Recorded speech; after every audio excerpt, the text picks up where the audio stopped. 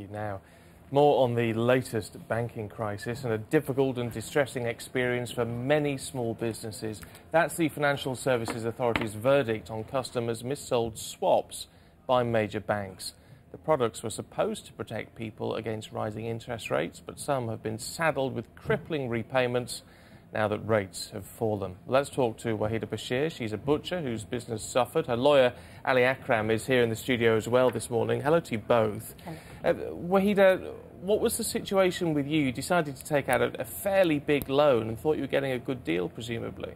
Yes, we took a loan out to expand our business for 1.4 million, and then we were told we had to take an interest rate protection product to help us to be protected against the interest rates going up.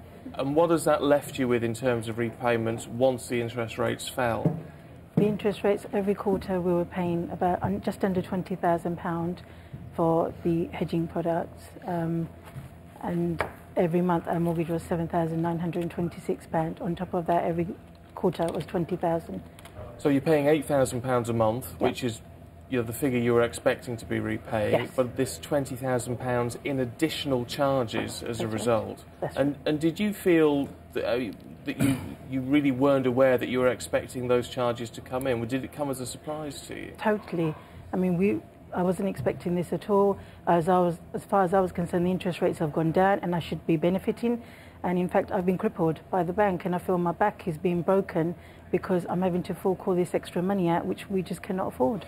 So, Ali, in terms of the legal position now, I know there is a case ongoing here, so we have to be a little bit careful, but this is a bit of light at the end of the tunnel, isn't it, this statement by the FSA today?